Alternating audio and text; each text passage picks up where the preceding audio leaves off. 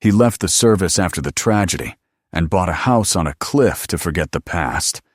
But the silence in this house kept more than just peace. Look what he found inside. Subscribe and write in the comments which city you are from. The sound of sirens had always been the rhythm of Michael Carson's life. For more than 20 years, he had woken to their wail, eaten his meals between calls, and fallen asleep with the faint echo of them still vibrating in his head. But that night in Denver, when the warehouse fire swallowed the street, the sirens turned from a call to duty into a wound that would never close. The sky itself seemed to burn. Acrid smoke rolled through the alleys. Flames leapt across roofs, and the roar of collapsing steel drowned out every human voice. Michael had been inside the second unit with his partner, Ray Turner, when the roof began to tremble above them. He shouted for Ray to pull back, but the fire was faster. The ceiling came down in a single deafening crash, and through the storm of sparks, he saw only Ray's outstretched arm vanish beneath a sheet of burning debris. They said afterward that he had done everything right, that the structure had been too unstable, that no one could have survived. But those words were paper, and the fire that had taken his friend still burned inside him. For weeks afterward, the smell of smoke clung to his skin. He would wake at night to the phantom crackle of flames, reach for his helmet, and realize he was standing barefoot in his kitchen with the refrigerator humming quietly behind him. The doctors called it trauma. The department called it leave. He called it the end. When the day came to hand in his badge, Michael felt lighter and smaller at once, as if the firehouse door had closed, not behind him but around him. The world outside was suddenly too quiet. He drove home through the autumn streets, past children playing with orange leaves and a row of hydrants that glistened in the afternoon sun. His hands trembled on the steering wheel. The radio was off, yet he still heard the echo of radio chatter in his head codes, locations, orders. Fragments of a language that no longer belonged to him. The house he returned to no longer felt like his own. His wife, Susan, had already packed most of her things. She tried to speak softly when she told him she was leaving, taking their son Andrew with her until things got better. But her voice carried the quiet despair of someone who had been living beside a ghost for too long. Michael said nothing. He simply nodded, and after she left, he stood in the kitchen staring at the empty table where Andrew's cereal bowl used to sit. The silence in the house pressed against his chest like weight. Days passed without shape or meaning. He would sit on the porch, watching the traffic lights change, the distant glow of the city reflected in the evening haze. Sometimes he thought he heard Ray's laugh from the firehouse across the river, and sometimes he would see movement in the dark corners of his mind. Ray turning back toward the flames, Ray shouting his name. It became harder to breathe. One evening, unable to sleep, he sat in front of his old computer, scrolling through random websites as though searching for something he had lost. Real estate ads flickered across the screen. Tidy houses, shiny lawns, places built for people who still believed in tomorrow. Then one photograph caught his eye. It was small, grainy, almost colorless. A cabin perched on a rocky hill above a narrow valley. The caption read, "Small property for sale. Needs work. Access road included." The description beneath it was blunt. Old house on the ridge. Electricity none. Running water minimal. Quiet guaranteed. He clicked the picture, enlarging it until the pixels blurred together. There was something about it, a sense of solitude that didn't feel empty but full, as if the silence itself were alive. On impulse, he called the number listed below. The voice that answered was old and rough, like gravel under boots. "You looking for a vacation spot?" the man asked. "Not exactly," Michael said. "I'm looking for somewhere quiet." "Quiet you'll get," the man replied. "No neighbors. No signal? No sound. but wind and your own thoughts. Most folks don't last a week. That might be fine, Michael murmured. They arranged to meet the next morning. The drive took him through the outskirts of Denver and then into the mountains, where the road narrowed into a ribbon of cracked asphalt, winding through pine and rock. The further he went, the less the world resembled the one he had known. There were no sirens here, no glare of city lights, only the low hum of the engine and the sound of tires grinding against gravel. Fog rose from the valley like slow smoke, curling around the trees. He stopped at a small gas station before the final ascent. The man behind the counter, an old local with a weathered face, watched him fill the tank. "You heading up to Graves's Ridge?" the man asked. "Is that what it's called?" "That's what folks around here call it. Old volunteer fireman built a cabin up there years ago. Lived alone till the mountain fire took him. Strange place.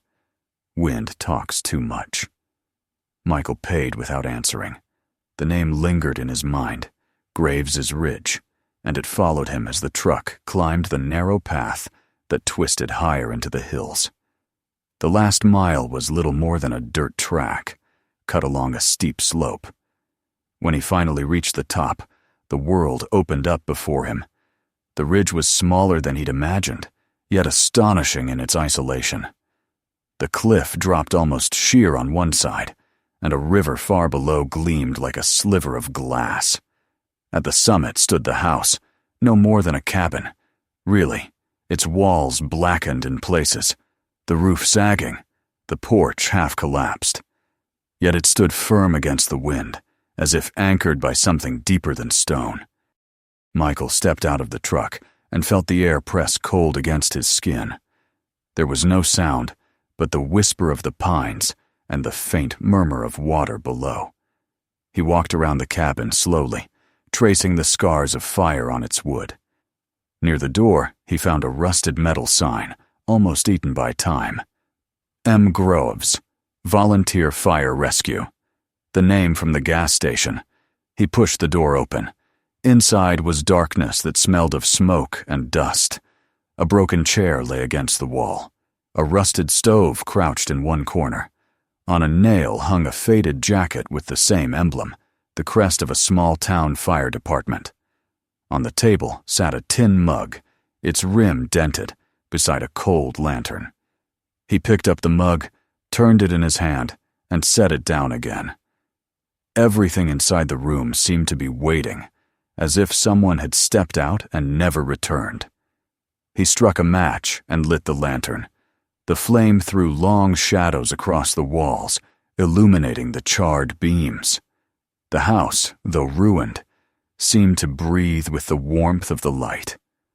Michael stood there a long time, the lantern flickering beside him, listening to the soft pulse of the wind outside. When he stepped onto the porch, the valley stretched before him, vast and silent. The sun had set, and the horizon glowed faintly where the river wound through the dark.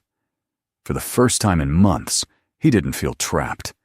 He felt suspended, held between the earth and the sky. He looked back at the cabin. It was fragile, broken, but it had survived fire and solitude. Something inside him recognized that endurance. Maybe it wasn't a ruin.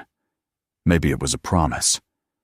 He went back inside, set the lantern on the table, and sat down in the broken chair. The wood creaked under his weight. He opened his notebook, the same one he used to record fire reports, and wrote a single line. Arrived at the house. No sound except the wind.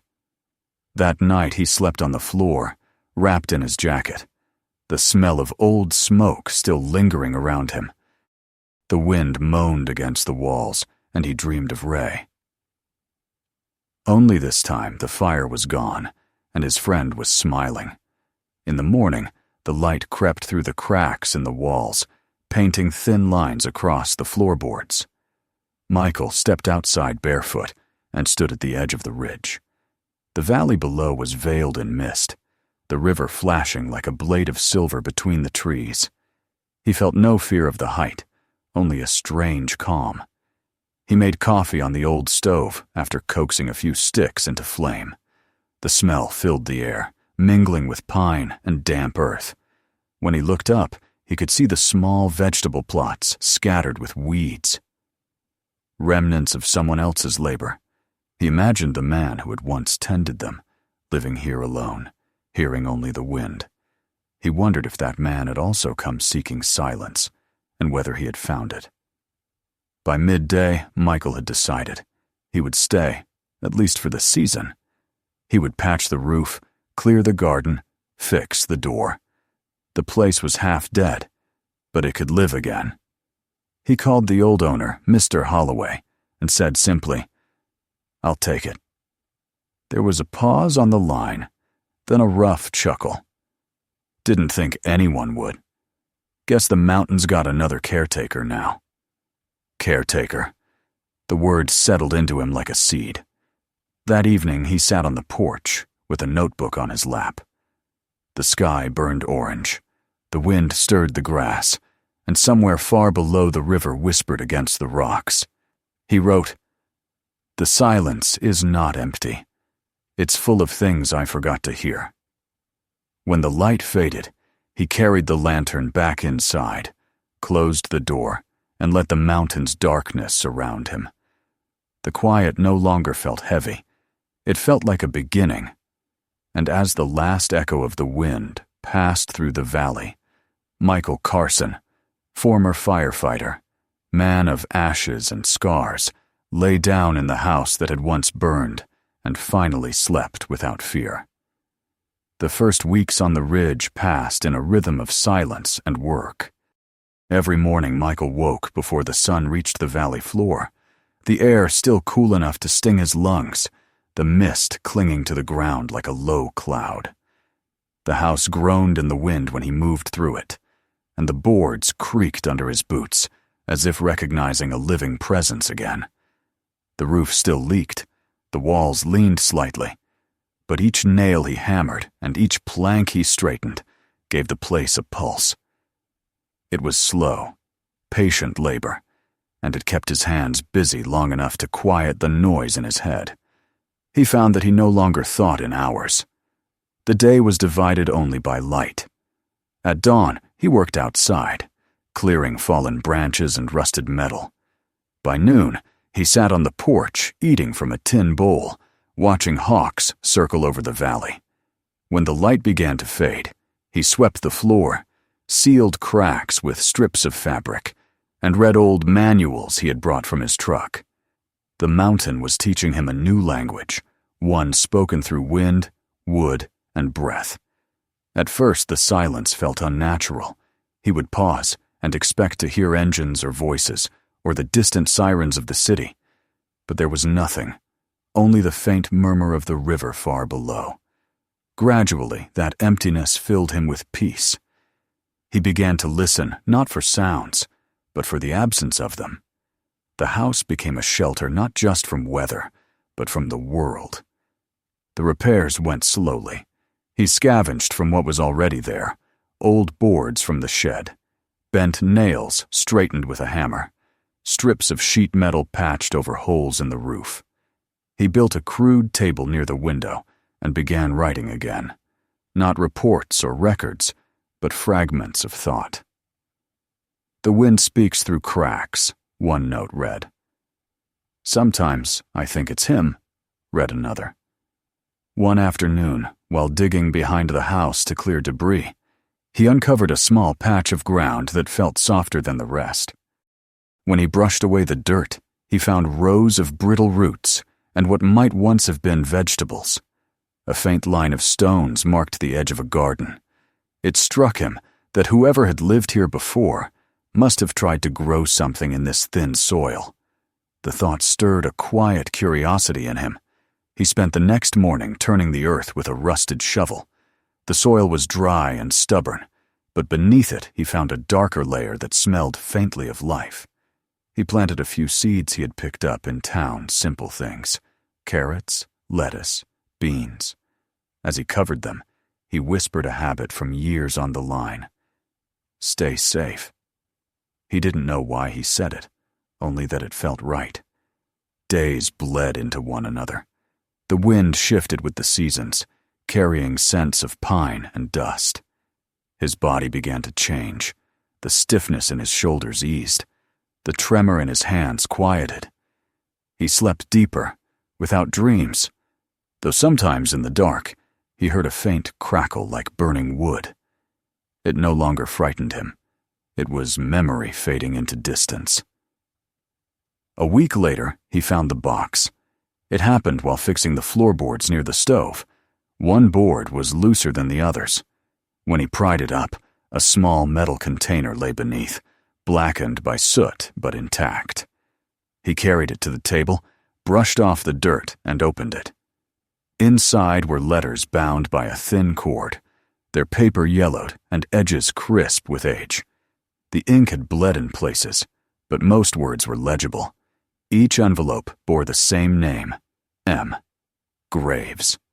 He read the first one slowly, careful not to tear the paper. It was addressed to no one, more like a confession than correspondence. The fire took everything, it began. I came here because the noise of the world would not let me hear their voices anymore. I thought silence would kill me, but it has kept me alive. Michael read until the words blurred. There were others, written in the same uneven hand, describing storms, repairs, loneliness, the way the wind sometimes sounded like children laughing. The final letter ended with a line that caught in his throat. If anyone finds this place, do not let it stay silent. He set the letters aside, feeling as if he had stumbled across a mirror buried beneath dust. The man who had built this house, who had lost everything to fire, had lived the same solitude that now surrounded him. It was not haunting, but recognition. He closed the box and placed it back beneath the floor, whispering, "It's not silent anymore." The next morning he returned to the garden. The first green shoots had broken through the soil, thin and delicate. He crouched beside them, brushing away pebbles, marveling at their determination to live in such a place. He realized he was smiling without meaning to. Something inside him, buried as deep as those seeds, had begun to move again. He built a small bench from leftover planks and placed it near the edge of the ridge. From there, the valley looked endless. He could see the ribbon of the river, the scattered roofs of a distant village, and far beyond that, mountains fading into blue haze. It became his evening ritual to sit there with a mug of coffee, feeling the air cool against his skin and the wind pulled gently at his sleeves. One night, a storm rolled through, fierce and sudden. The rain hammered the roof, and lightning flashed across the valley. The thunder brought with it a rush of memories, the roar of collapsing walls, the heat, the cries. For a moment he sat frozen, fists clenched, waiting for the old panic. But when he stepped onto the porch and looked out, he saw only beauty. The rain swept across the trees in silver sheets, and the lightning illuminated the river below. The world wasn't burning. It was alive. He stood in the downpour until he was soaked, and when he went back inside, the air smelled clean. Autumn came quietly. The leaves around the ridge turned from green to amber, and the mornings grew colder. Michael noticed that the garden, though small, had thrived. He harvested what little it produced, enough to fill a basket, and cooked his first meal entirely from the soil of the mountain. It tasted of smoke and salt, simple but real. One afternoon he heard the crunch of tires on gravel. A moment later, a car door slammed, and a familiar voice called out, "Dad?" It was Andrew. The sight of his son standing awkwardly by the truck startled him more than any thunder. The boy had grown taller, his shoulders broader, his eyes older. He looked uncertain, clutching a backpack like a shield. Susan had told him where to find the place. She had said, "He's building something up there." Andrew had laughed when he'd heard it, imagining some wooden ruin on a cliff. But now, seeing the rebuilt porch and the smoke curling from the chimney, he hesitated. Michael smiled but said nothing at first. They stood facing each other, the wind tugging at their clothes. Then Michael gestured toward the house. "You came at a good time. The roof's finally holding," and Drew laughed quietly, unsure. Inside, the boy ran his fingers over the rough furniture, the uneven floorboards. "You live here? Like, really live here?" "I do," Michael said. "It's not much, but it keeps the wind out." The conversation moved cautiously, like strangers testing thin ice. Over dinner potatoes from the garden, bread from town, they spoke of small things. School, the truck, the weather. It wasn't until later, sitting by the stove, that Andrew asked, "Do you ever think about it? About what happened?" Michael looked into the fire. "Every day," he said softly. "But it doesn't burn anymore." Andrew didn't reply. He watched the flames dance and said, "Mom says you're hiding." "Maybe," Michael admitted. "But sometimes you have to hide to find what you lost." They spent the next morning painting the porch. Andrew worked clumsily, getting more paint on his hands than on the wood, and Michael found himself laughing for the first time in months. They argued about colors, shared sandwiches, and by evening the house looked less like a ruin and more like a home. When the sun began to sink, Andrew took a photo of the view. "You can't see it right," he said. "It's too big for a screen." When it was time for him to leave, Michael walked him to the truck. They didn't say much. The boy started the engine, then leaned out the window. "You should come down sometime," he said. "I will," Michael answered. "Just not yet." As the truck disappeared down the winding road, Michael stood watching until the sound faded. He turned back to the house, now painted and sturdy against the twilight. The garden rustled softly in the wind. He felt something like gratitude, though he couldn't have named it.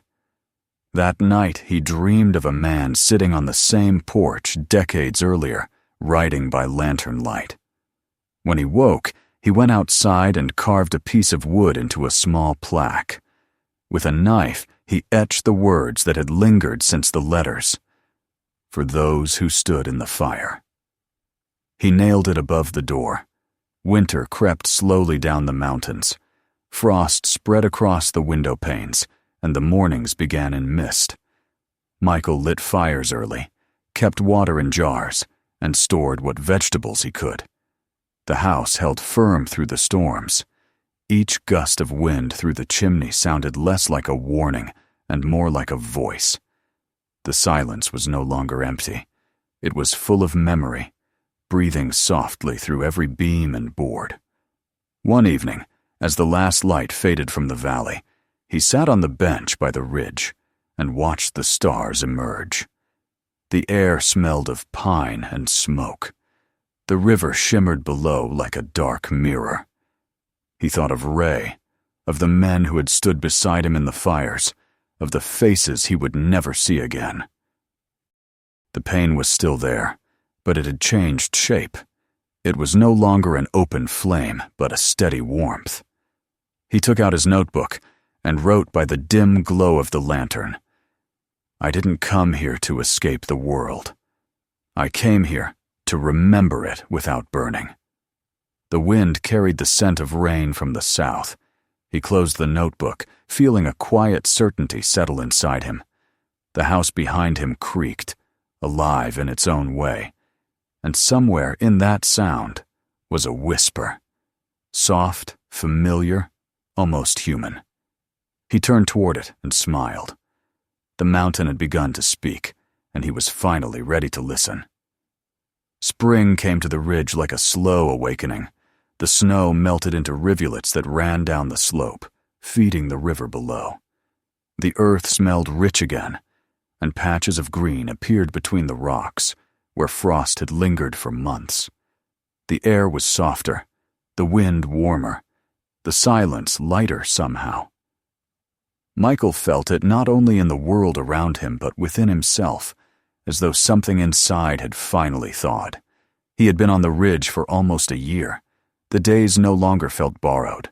They belonged to him now, measured not by clocks or sirens, but by the movement of light through the valley. He had built a new fence, repaired the path that wound down to the stream, and planted more rows in the garden.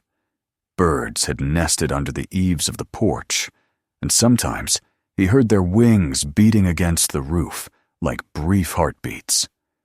The cabin, once brittle with neglect, had begun to hum with life again. It was not perfect. The boards still creaked, and the chimney sometimes smoked, but the place breathed. It had become a companion. People from the valley started to appear from time to time. At first, they came out of curiosity hikers, locals who had heard about the firefighter who lived on the ridge. They would park by the old dirt road and walk up with cautious steps, as if approaching a shrine. Michael didn't send them away. He would offer them water, a seat on the porch, a moment of rest. They spoke quietly, as if aware that the silence here was sacred. Some told stories about the fires they remembered from years ago. Others said nothing at all, content just to sit beside him and look out across the valley. He began keeping a guest book on the table by the door, a worn ledger he had found in town. Visitors signed their names, sometimes leaving small tokens, a badge, a photo, a folded note. He never asked for them, but he never threw them away either. The collection grew, an unspoken archive of people seeking what he had found, stillness that didn't feel like absence. One morning in late May, he woke to the smell of smoke, not from his stove, but carried faintly on the wind from somewhere far away. He stepped outside and scanned the horizon. The air shimmered with heat, and a dull haze blurred the distance. He recognized it instantly. Forest fire. It was instinct, an old reflex born of years spent running toward flames instead of from them. His hands tightened around the railing. He could almost hear Ray's voice behind him. Steady. Calm, the way he used to sound on the radio. Stay low. Watch the wind. By afternoon, the valley below was wrapped in a thin gray veil. The smell grew stronger, mixed with pine resin and the metallic tang of ash. Michael packed a small bag. First aid kit, rope, gloves, before he even realized what he was doing. He filled a canteen and loaded the truck with shovels and his old protective gear. When he looked at his reflection in the window, he saw the same face he had seen in Denver years ago, but the fear was gone. There was only resolve. The drive down the ridge was rough, the road slick from melted snow and dust. As he descended, he saw the glow of the fire flickering in the forest beyond the river. It wasn't large yet, but the wind was rising, pushing the flames toward a cluster of houses near the edge of the valley. He could see people running, a few cars fleeing toward the main road. The local volunteer brigade had already gathered, their trucks small and battered, their uniforms mismatched. They looked relieved when he arrived. "You with the county?" one of them asked. "Not anymore," Michael said, "but I know what to do." They didn't question him. The urgency of the moment left no room for introductions. Within minutes, he was hauling hoses, setting up a line near the burning pines, barking instructions without thinking. His body remembered the rhythm, the weight of the nozzle, the surge of water, the hiss of steam when it met flame. It was like breathing again after a long silence. For hours they worked against the fire, cutting paths through underbrush, soaking the perimeter, shouting over the roar. Heat pressed against their backs, and smoke clawed at their eyes. Michael's lungs burned, but it was a familiar pain, one he could bear. When a sudden shift in the wind drove the fire toward a farmhouse, he ran ahead with two younger volunteers, using shovels to clear a brake line. The roof of the house began to smoke. He climbed onto it without hesitation, tearing away burning shingles, his movements quick and certain. By dawn, the fire was contained. The exhausted volunteers collapsed on the damp ground, coughing and laughing at once, Disbelief and relief mingled in their voices. Michael stood apart, watching the smoke drift upward into the pale sky. The farmhouse had survived. A family, a man, a woman, 2 small children stood outside, staring at their home with tears on their faces. When the father saw Michael, he came forward and gripped his hand tightly, unable to speak. The children watched him with wide eyes. One of them, a boy of about 7, whispered, "Are you the man from the mountain?" Michael smiled faintly. "I guess I am." He returned to the ridge later that morning, his body aching but his heart light. The house seemed to greet him when he arrived, the wind pushing gently against the door as if welcoming him back. He set his gear down and sat on the porch, letting the sun warm his face. For the first time, he understood why he had come here, not to escape the world, but to be ready when it called again. Word of what had happened spread quickly through the valley. Within a week, neighbors and volunteers came up to the ridge, bringing food and supplies as thanks. They stood awkwardly in the yard, unsure how to express gratitude to the quiet man who had appeared from nowhere and helped save their homes. Someone brought a wooden plaque carved with his name. To Michael Carson, who stayed when others fled. He didn't want to hang it, but they insisted. He placed it beside the older sign above the door, the one that read, "For those who stood in the fire." The two seemed to belong together. As summer deepened, visitors came more often. They helped him build a small pavilion near the edge of the cliff where people could sit and look out over the valley. A local teacher suggested calling it Graves Point, in honor of the man who had first built the cabin. Michael agreed. He even began hosting a gathering once a month for firefighters and families who had lost someone in the line of duty. They brought stories, photographs, and sometimes ashes to scatter in the river below. It became a place not of mourning, but of remembrance. A home for those who had carried fire within them and learned to live again. When Andrew returned in July, he brought his mother with him. Susan had resisted at first, uncertain about the climb, but curiosity won. The road was still rough, and the truck shuddered as it wound upward through the trees. When they reached the top, she stepped out slowly, her eyes taking in the repaired fence, the garden blooming at the edge of the slope, the new flag fluttering from a post. "You did all this?" she asked quietly. "With a little help," Michael said. She walked to the porch and touched the railing, then looked at him. "I thought you were hiding from everything." "I was," he said, "until I realized this wasn't hiding. It was healing." They spent the day together. Susan helped gather vegetables from the garden while Andrew fixed a loose shutter. The 3 of them ate lunch outside under the pavilion, the valley stretching below them in green waves. Conversation came easily now, woven with pauses that were comfortable instead of strained.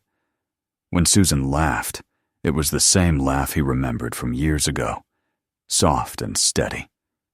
That evening, as the sun sank, they lit a small fire pit near the edge of the ridge. The flames danced gently in the wind, throwing golden light across their faces. Andrew roasted bread over the coals, joking about his father finally owning a mountain resort. Michael smiled, but said nothing. The firelight reflected in his eyes, and for a long moment, he simply watched it flicker. After they left the next morning, the house felt quiet again, but not empty. He walked through the rooms, touching the walls, the tables, the window frames, all the things that had once been broken and were now whole. On the kitchen shelf, next to the guest book, lay a small photograph Susan had left behind, a picture of the 3 of them, taken years ago at a picnic. He placed it beside the letters of Monsieur Graves, feeling a bridge between the living and the gone. As the days passed, he prepared for the annual memorial he had decided to hold a day for firefighters and their families to gather on the ridge to honor those who had fallen. He called it the Day of Graves, borrowing the name not only from the man who had built the house, but from the ground itself, the place where loss had turned into something that could still give life. On the morning of the event, the sky was clear, the air crisp. People began to arrive early, carrying wreaths, helmets, framed photos. They filled the yard with quiet voices and the scent of pine. Michael moved among them, shaking hands, listening. When noon came, he stepped forward to speak. He wasn't used to speeches, but the words came naturally. "This place was built by a man who lost everything to fire," he began. "He came here to find peace, and somehow, even after he was gone, the house kept waiting. I came here for the same reason, and it gave me back more than silence. It gave me the chance to remember without fear. I think that's what every one of us is looking for. Not to forget, but to live with the memory and still keep building." There was a hush when he finished. The crowd turned toward the valley, where the wind carried the faint sound of the river. One by one, they began to leave small items by the wall. Helmets, gloves, photographs. The wooden plaques gleamed in the sunlight, the old one for Graves, the new one for Carson. Together they told a story not of endings, but of endurance. When everyone had gone, Michael sat on the bench by the cliff. The valley shimmered beneath the afternoon sun, the river winding like a silver thread. He thought of the fires he had fought, the lives he had known, the ones he had lost. For a long while he simply breathed, feeling the wind move through the house behind him like a slow heartbeat. As twilight fell, he lit the lantern inside. The glow spilled through the windows, casting warm light over the plaques, the photos, the worn tools. The house smelled of smoke and pine and earth. It felt alive, as if it had finally found its voice. He opened his notebook one last time and wrote, "The fire destroys, but it also clears the ground. From ashes, things grow. The house no longer needs to be silent." He set the notebook on the table and went outside.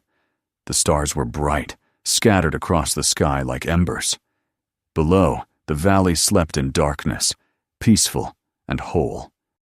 The wind brushed against him, carrying a whisper that might have been a word, or just the sound of the world breathing. Michael closed his eyes and listened. The house above the valley spoke, and he understood. If this story touched you, don't forget to subscribe for more. Watch the next one, and share this video with someone who still believes every place can heal a broken soul.